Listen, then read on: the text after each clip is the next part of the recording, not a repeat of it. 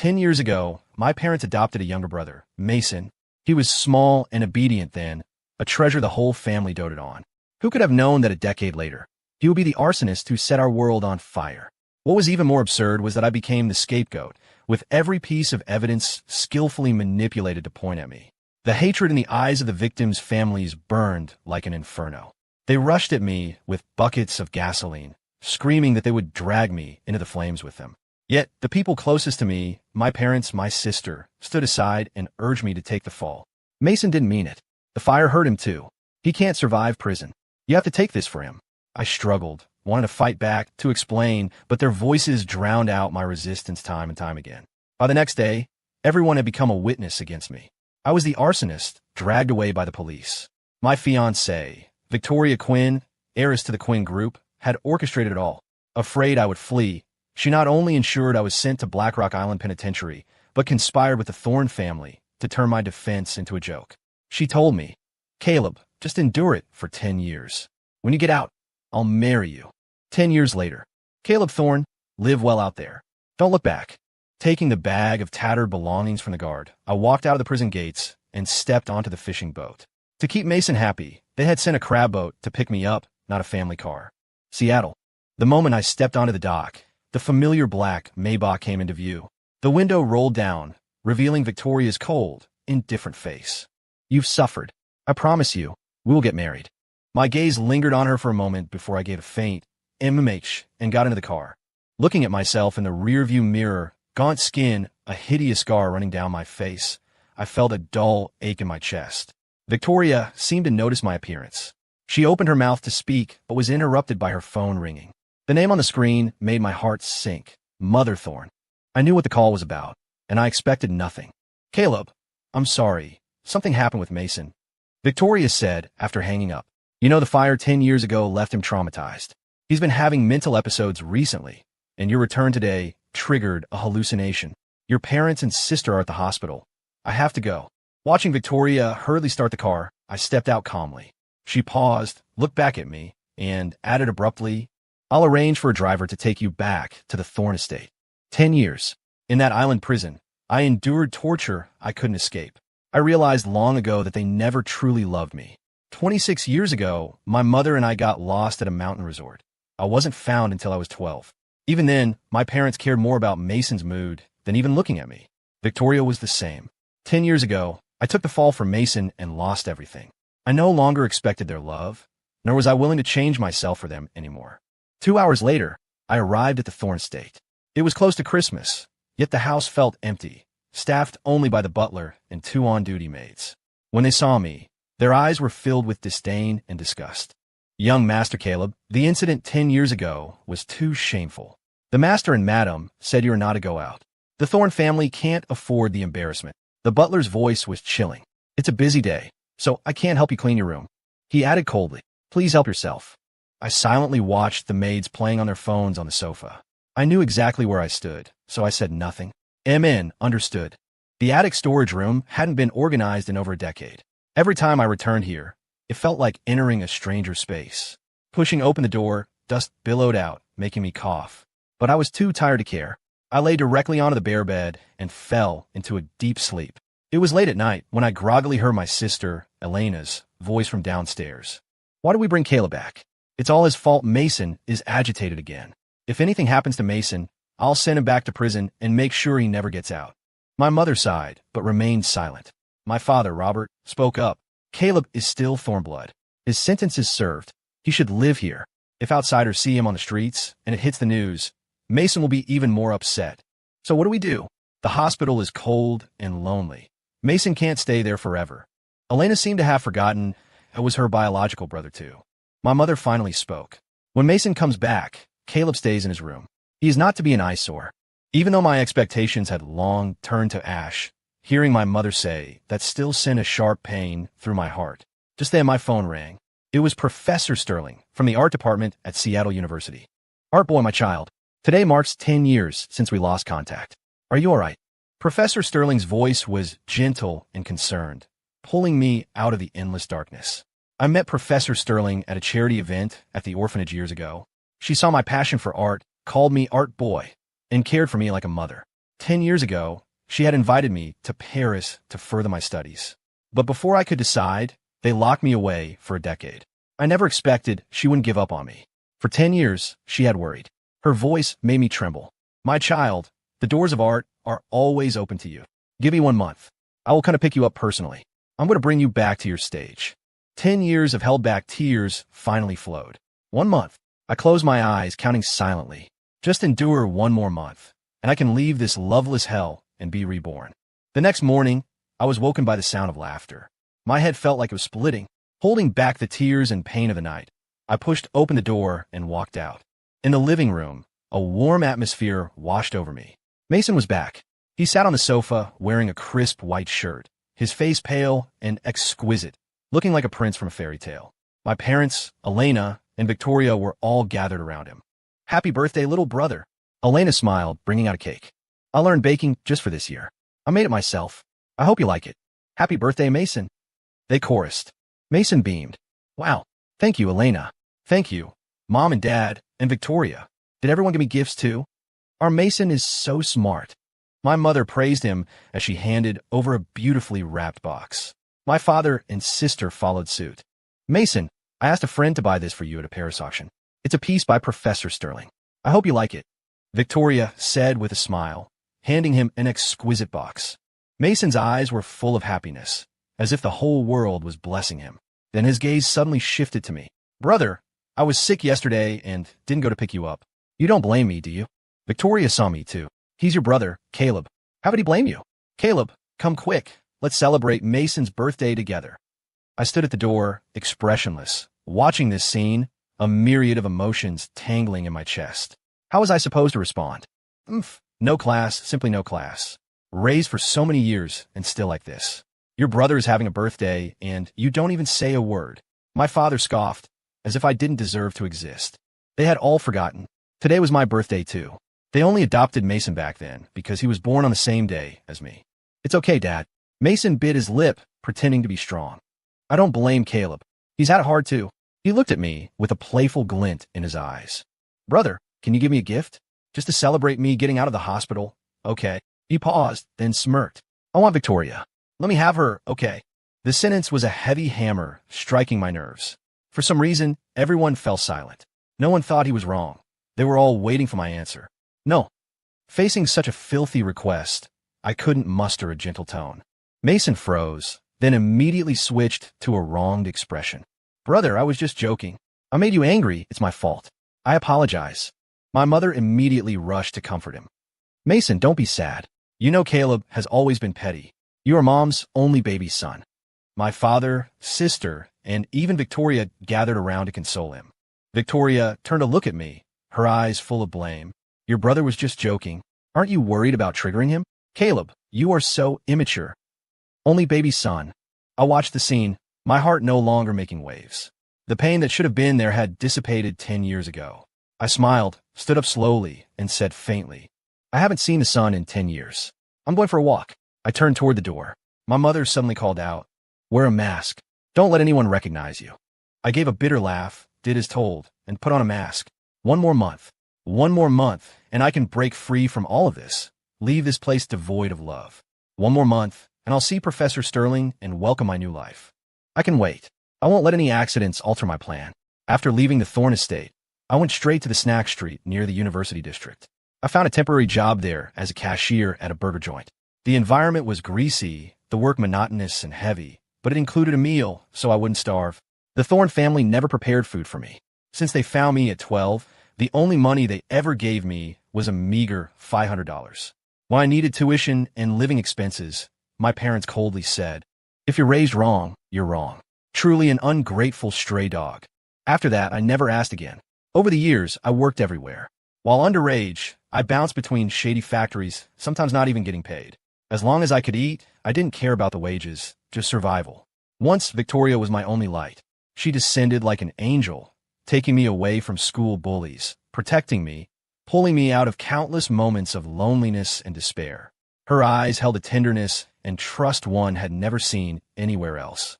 I relied on her, trusted her, gave everything for her unconditionally. Even when she was sick, I didn't hesitate to cut out half my liver to save her. The liver can regenerate, but but the scar on my stomach and the accompanying pain are memories I cannot erase. Yet, when she personally sent me to prison and joined the Thorn family in framing me, I realized that all my sacrifices only bought betrayal. 15 days left. I closed my eyes, counting silently. In 15 days, I would completely escape this, leaving this warmth-less place forever, never to be hurt by anyone again. I want to work as usual. Until one day, I saw the news on TV. The Quinn heiress and the Thorn young master were engaged. I froze. The Quinn and Thorn families were close, and Victoria and I had been betrothed since childhood. I remembered when I was lost, the Quinn family even put ads in the paper to find me. When I was finally found, they came over to discuss our engagement. Over the years, I had stopped believing the love Victoria spoke of. That night, I returned to the Thorn house to find the family sitting solemnly in the living room. My mother spoke first. "Caleb, you're back. Come, sit down. Let's discuss your brother's marriage." My father chimed in. "After the fire, Mason's hallucinations got worse. Only Victoria can calm him down. We plan to transfer the engagement to your brother. You shouldn't have any objections, right?" Victoria was just a trading chip. I sneered internally. From giving up my room to Mason, to the stray cat I rescued, to the college admission spot that should have been mine. Everything was easily taken from me for Mason. I still remembered the kitten I brought home from the street, but I remembered even more clearly how it died at Mason's hands. I clenched my fists and asked after a long silence, "You agreed to this?" Victoria avoided my gaze. "It's the only way to help Mason get better. Caleb, you understand, right? If you've decided, why bother asking me?" I said calmly, turning to go back to my attic, the place that barely qualified as a room. But Elena suddenly blocked my path. "Caleb," she looked furious. "How can you be so cold-blooded and selfish? My brother is sick. Besides, with your criminal record, how are you worthy of Victoria?" "Caleb," Victoria grabbed my hand. "I don't think you're unworthy. I'll stay with Mason for a while, and when he stabilizes, I'll marry you, okay?" She looked at me with complex emotions. After all, he gave half his liver to save me back then. I can't let him down. Besides, he's your brother. Her words were like a wooden club smashing into my heart, making me dizzy. I was the one who donated the liver. How did that become Mason's merit? "Victoria Quinn, do you believe me if I say I was the one who saved you?" My voice was low but filled with suppressed rage. "Caleb," my father exploded. "Are you despicable? You're lying about something everyone knows? Trying to compete for favor with your brother? I'm telling you, you will never compare to your brother." I ignored my father's roar. Seeing the disappointment in Victoria's eyes, I knew her answer. No more arguments. I didn't listen to whatever Mason was saying. I turned silently and went back to the attic that didn't belong to me. It didn't matter. 3 days left. Professor Sterling is coming. I will always be Professor Sterling's proudest child. The next day, my sister came to the burger joint where I worked and handed me a card. "The password is Mason's birthday, which is also yours. You should know it." Seeing I didn't reach out, she shoved the card into my hand. "Go get some plastic surgery. That big scar won't look good at Mason's wedding. Also, the family hasn't mistreated you all these years. We sent living expenses every month. You don't need to act like an abused beggar." I suddenly laughed. "Money? Where did you get it to me? If I had money, would I be degrading myself working here all these years?" Elena paused, seemingly sensing something was wrong, but she couldn't put her finger on it. "You are simply unreasonable." She stormed off in anger. The eve of Victoria and Mason's wedding was also the eve of my departure to Paris. Former classmates urged a reunion. The burger shop was closed, and before I could hide, a crowd poured into the Thorn estate. "Caleb, you're here too." The group of rich kids surrounded the newlyweds, and upon seeing me, sneered. "Still clinging to Victoria after all these years? Did you know she was going to be your sister-in-law and try to curry favor? Victoria lost a round of truth or dare. Want to kiss her for a souvenir?" Their words were like blades. I listened numbly, praying Victoria wouldn't humiliate me further. "Victoria, don't." "Okay." Mason tugged at Victoria's sleeve pitifully. "Let the quasi-newlyweds kiss." "Ha ha." I didn't turn back, but I felt Victoria's gaze from the crowd, cold and heartless. I walked away. Amidst the jeering and cheering, I knew they had kissed. I was grateful she didn't humiliate me directly. The day was lively. Even staying in the attic, the laughter drifted through the cracks in the door.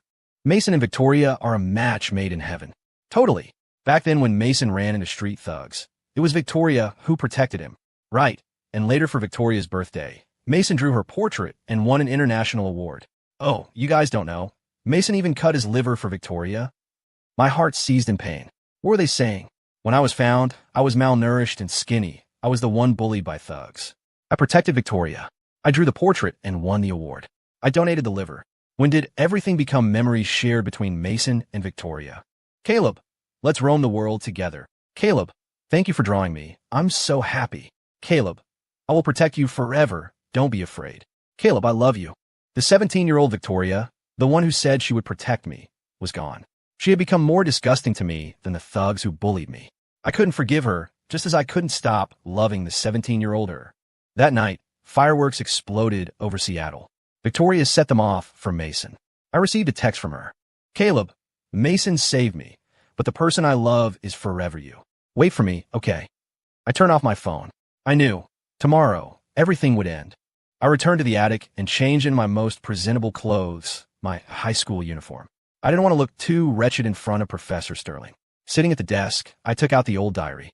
May 25th, 2007. Mom and Dad brought me home. I have a sister and a brother. I'm not an orphan anymore. They gave me a diary. I will write in it every day. February 9th, 2008. The house doesn't have a new room ready. Brother came home from school with nowhere to sleep. Mom asked me to sleep in the attic and give the room to brother.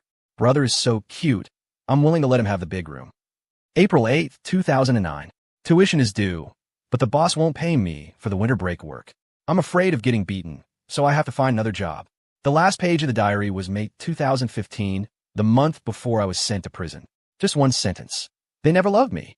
I sighed, picked up a pen, and prepared to write the final entry. February 15th, 2025. Mom, Dad, I'm leaving. You can consider me dead. I just don't understand. If you didn't love me, why look for me? Why bring me back? Are there really parents who don't love their children? In 10 years, did you worry about me for even a single day? Why give birth to me? Elena, sister, I never used the card you gave me. It's next to the diary. Maybe you forgot. I'm also your brother. But it doesn't matter. I'm leaving. Nothing matters anymore. Finally, I wrote to Victoria. Victoria Quinn, I can't wait for you. I'm sorry. I can't forgive you, just like you told me when you were 17. Don't forgive those who hurt you, even if it's me. I wish you and Mason happiness. Let's never meet again.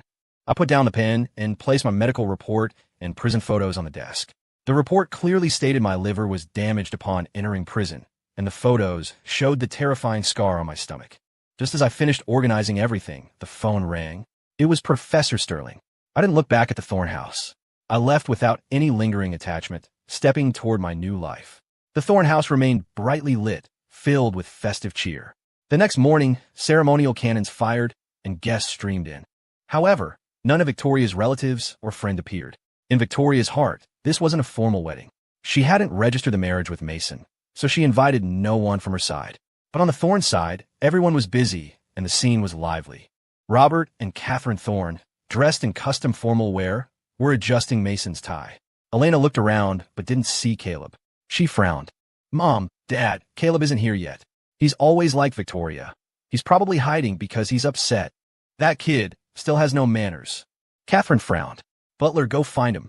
Don't let people gossip about the Thorn family. The butler nodded. Elena continued. Butler, which room is Caleb in? I'll go with you. The attic. The attic. Robert and Catherine's eyes widened, a sudden guilt washing over them. For years, they hadn't noticed at all. Isn't that for storage? Why has Caleb been living in the attic? Catherine asked, confused. The butler lowered his head, eyes dim. When young Master Caleb was first brought back, the other rooms weren't ready. He was supposed to stay in young Master Mason's room, but the Master and Madam felt sorry for Mason. So you asked Caleb to stay in the attic for the time being. Catherine muttered, such a stubborn personality. I don't know who he takes after. I really forgot. He didn't even tell me, making it look like we abused him. Mason suddenly spoke, breaking the silence. It's okay, Mom. The attic is fine too. At least you gave brother a home. The family felt something was inappropriate, but due to the festive atmosphere, they said nothing. However, a strange unease collectively took hold of them. Robert instructed, forget it. Elena, go call your brother. Butler, find 2 people to clear out a room for Caleb right now. Elena frowned and walked to the attic door. Pushing it open, dust hit her face, making her cough. The attic was incredibly crude. No air conditioning, bone-chilling in winter, suffocating in summer. A single iron bed, a battered desk, a yellowing lamp, a diary, the card she gave him, and a drawing board picked up from somewhere. This was all of Caleb's worldly possessions. Elena was shocked, and a sourness rose in her heart, moistening her eyes. This was the Thorn house, a home connected by blood. Why did Caleb live so hard? She remembered he said he never received money from the family. She used to think he was greedy. Now she realized it was a helpless truth. Elena looked down at the diary and documents on the desk. After skimming them, she was shocked into silence. She decided she had to investigate. If Mason saved Victoria, why does Caleb have a scar on his stomach, a missing liver section, and a medical record showing it upon entry to prison? Elena's suspicions grew, but she didn't plan to tell anyone immediately. She called her assistant and ordered an investigation into the documents. At the wedding banquet, Robert saw Elena return alone and frowned. "Where's Caleb?" "Not in the room. Might have gone out," Elena answered briefly. He's simply not fit for polite company. Leave him be. He'll come back when he's hungry," Catherine said impatiently. Listening to their conversation, Victoria felt a sudden tightness in her heart, a vague feeling she would never see Caleb again. Seeing this, Mason grew jealous. Brother has always liked Victoria. Maybe he couldn't face himself, so he ran away. "That boy, we didn't raise him well. Apologies for the joke, Mr. Thorn," Robert added helplessly. Victoria was angry. She had promised Mason she would marry him, yet she kept thinking of Caleb. Caleb was so ungrateful. She took out her phone and texted him. "Where are you? Can you stop making a scene? I am doing this to help your brother. Stop playing these games, or I really won't come back." The message sent, but it was like a stone dropped in the ocean. No response. Elena stood in the crowd, her heart growing silent. Her thoughts were chaotic, but she knew she had to find the truth. Mason said casually, "Brother is an adult. He'll be fine." "Victoria, today you're marrying me." The sentence made everyone uncomfortable, but no one dared speak. Victoria looked at the boy who resembled Caleb, feeling complex emotions and displeasure. "Mason, you know I've always loved your brother. I agreed to this to take care of you for a while. Don't you care about his safety at all?" Victoria turned to walk out. She decided to find Caleb, leaving behind a crowd of shocked guests and the Thorn family. Suddenly, Mason screamed, "Ah, fire! Fire again! Save me! Mom and Dad, save me!" Mason grabbed his parents' hands, crying. Robert and Catherine rushed to protect him, but didn't notice Mason suddenly run toward the second-floor balcony. "If Victoria doesn't come back, I'll jump. I'll burn myself to death." Before the parents could react, Mason jumped. Luckily, he knew the height was safe, but the act still stopped everyone's hearts. At the hospital, the doctor came out of the ER. "Mr. and Mrs. Thorn, don't worry. Young Master Mason is fine. He could go home after we dress the wound. That child donated a liver before and has schizophrenia. We're worried about complications. Even if he's fine, we fear for his old conditions," Catherine said nervously. "We did the extra checks you asked for. Is there a mistake? Young Master Mason has no scar from a liver donation and no signs of liver regeneration." The doctor paused. "Also, the psychiatric evaluation shows his mental data is perfectly normal." Robert and Catherine were stunned. If Mason didn't save Victoria, then who did? Caleb's image flashed in their minds. Robert was silent for a moment, then whispered to Catherine, "Don't tell anyone yet. Keep this secret for now." Catherine nodded, looking at her son in the ER, her heart in chaos. The son she had doted on for over 20 years suddenly felt so strange. Elena sat at her executive desk at Thorncorp, staring at a stack of documents. The files her assistant just delivered shattered her world. They contained Caleb's medical reports and 2 surveillance videos. One showed Caleb signing the donation agreement and being wheeled into surgery. The other showed Caleb being brutally beaten by other inmates in prison. Seeing the dagger slash Caleb's face, Elena's heart broke. She couldn't accept that the scarred, tortured boy was her own brother, her biological brother. Even though they had been distant, she never felt pain and regret like this. Why did they dare do this to him? Who gave them the audacity? Elena's fury burned, but deep confusion remained. Didn't the family send things to Caleb every month? Why did he look so miserable? She called her assistant again, voice low and firm. "Investigate. Keep digging. Find the people behind this. Tell me who gave them the guts." "Yes." The assistant left quickly. Elena looked at the files, emotions swirling. A missing liver, a ruined face, bruises, scars. Every injury screamed of neglect. Her mind flashed back to the attic she saw that morning, the shabby room Caleb lived in for a decade. Her eyes fell on the old diary, the one Mom and Dad gave him when he first arrived. She took a deep breath and opened the first page. May 15th, 2007. "Mom and Dad brought me home. I have a sister and a brother. I'm not an orphan anymore. They gave me a diary. I will write every day. I like my sister and brother so much. I want to play with them, but they don't seem to like me. Maybe it's my imagination. Elena's hand trembled. She continued flipping, regret washing over her. She saw Caleb's journey, his loneliness, his hope, and gradually, the cold neglect. Finally, she reached the last entry, tears welling up. Elena, sister, I never used the card you gave me. It's next to the diary. Maybe you forgot. I'm also your brother. But it doesn't matter. I'm leaving. Nothing matters anymore. Sister, Elena couldn't bear the weight of the emotion. Heartache overwhelmed her. How much had she done wrong? She realized she had never truly called Caleb brother like she did just now. A knock broke her thoughts. The assistant entered with more detailed files. Opening them, anger filled her eyes. The records clearly documented the violence Caleb suffered over the years, with witnesses and evidence pointing to Mason. Mason! Elena's voice was ice cold. A chill ran down her spine.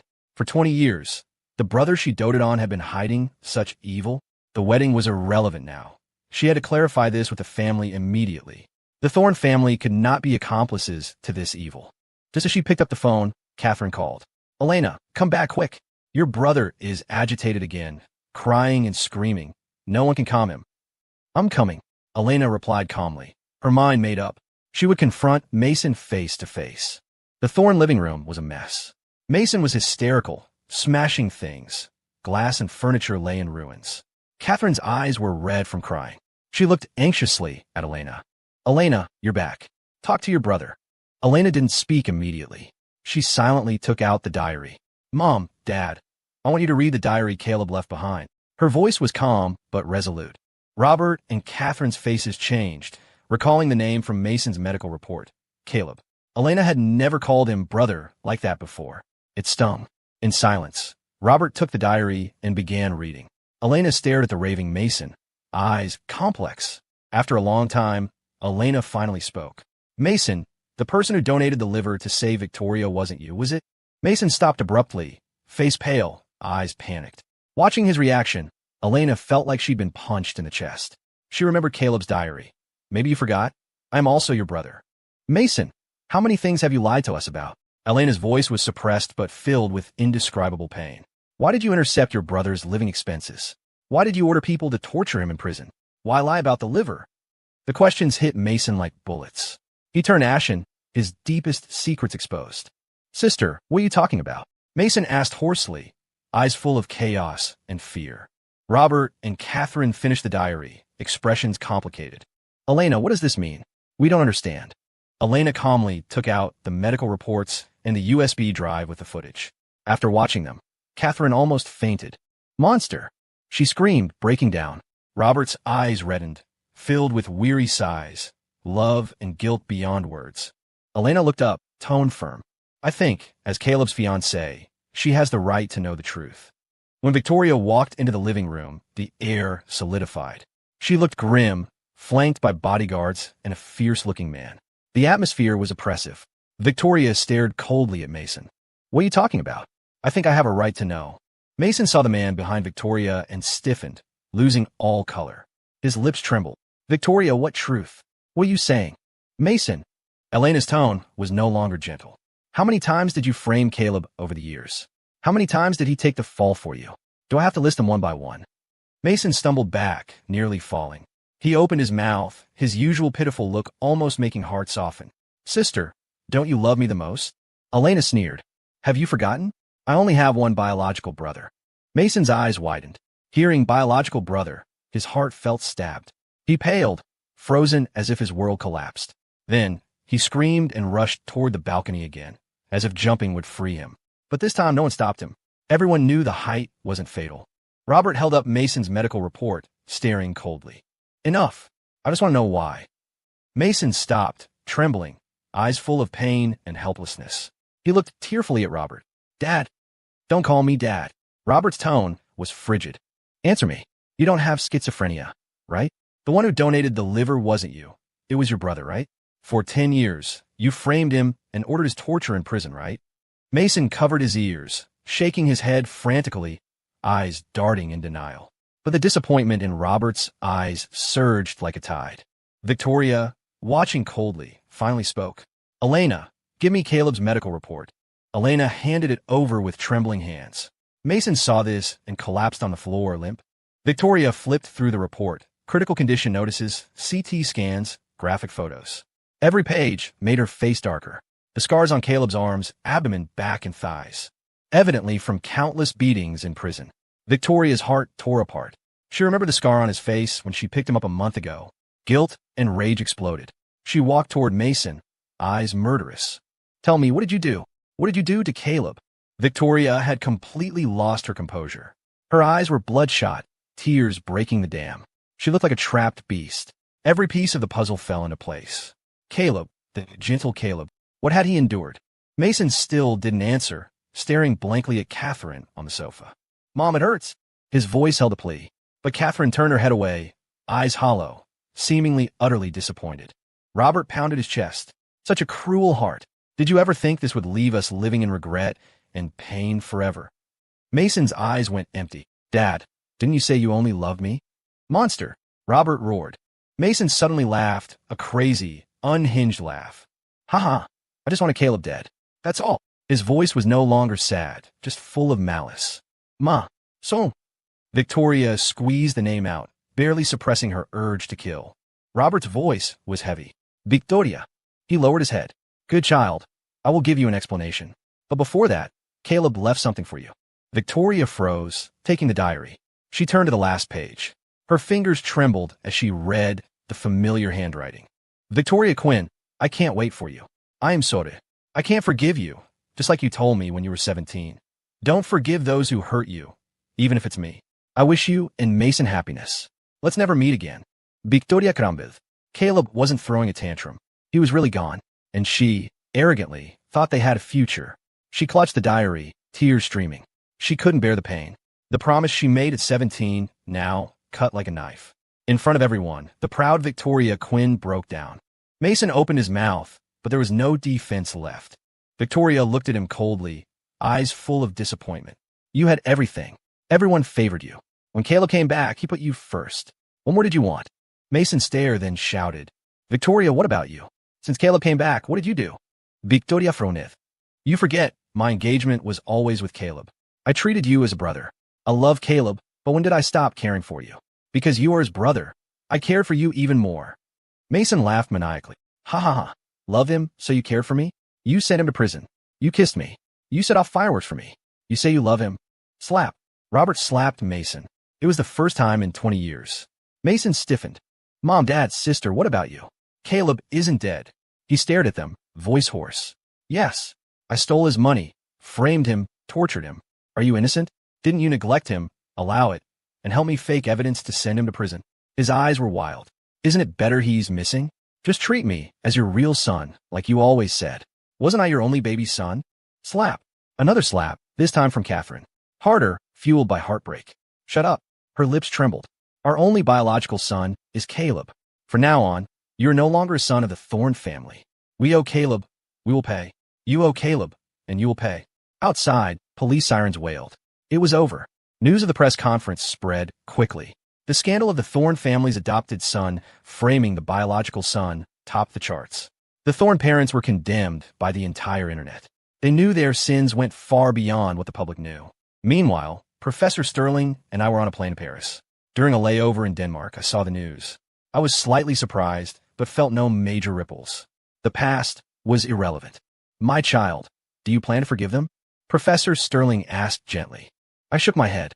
"Right now, I only want to cherish the family I have with you. Blood isn't the only condition for family. I didn't need their approval." "Professor, you said an artistic genius needs his stage." I smiled. She hugged me. "God bless you, my child."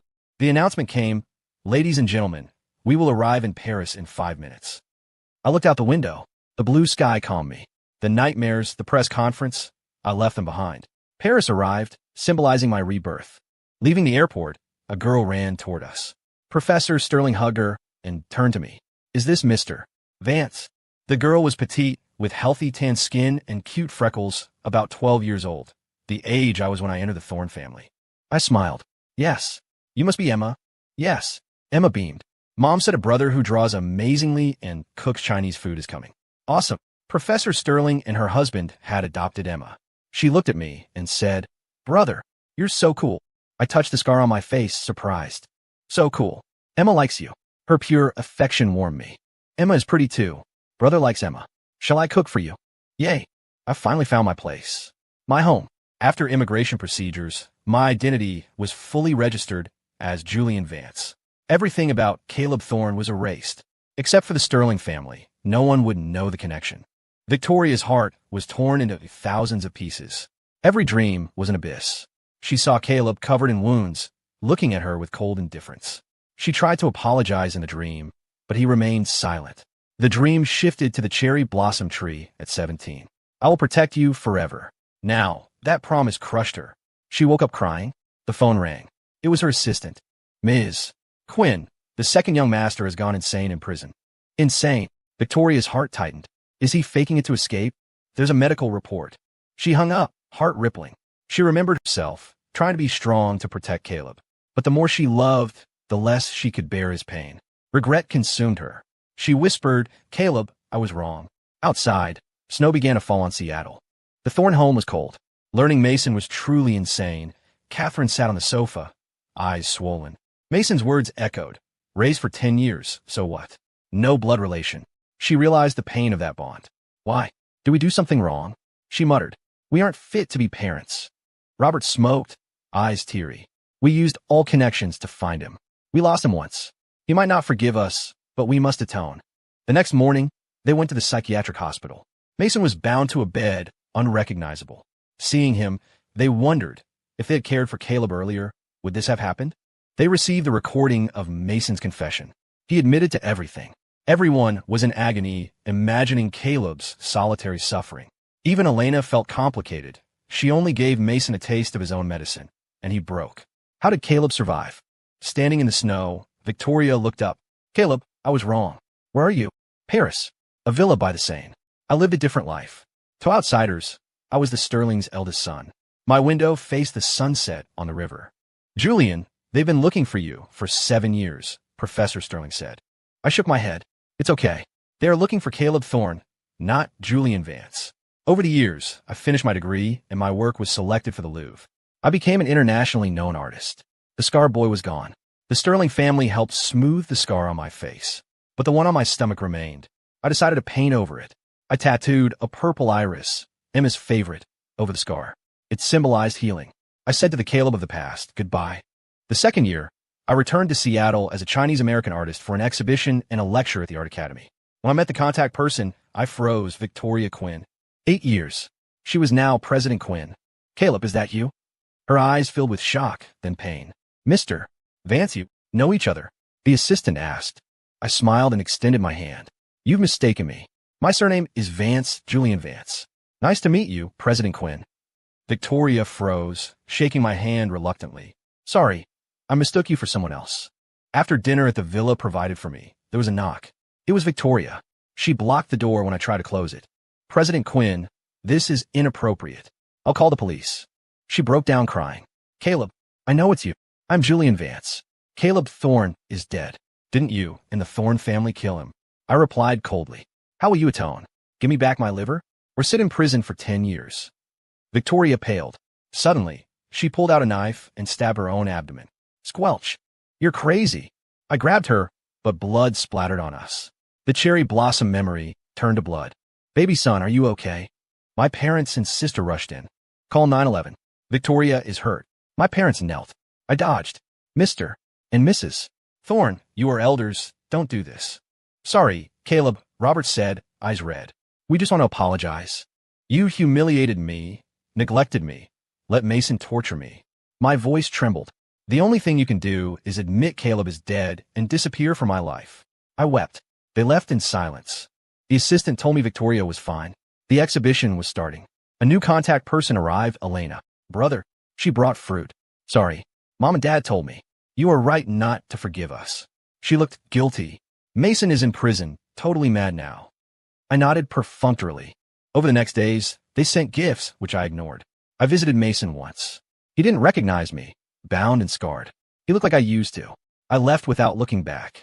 Back in Paris, my work was bought anonymously for a high price. I knew it was Victoria. I returned the extra money. On Christmas Eve, decorating the tree with the Sterlings, I saw the news. The Quinn Group announced a new satellite project for charity. The satellite was named the Caleb. Story complete.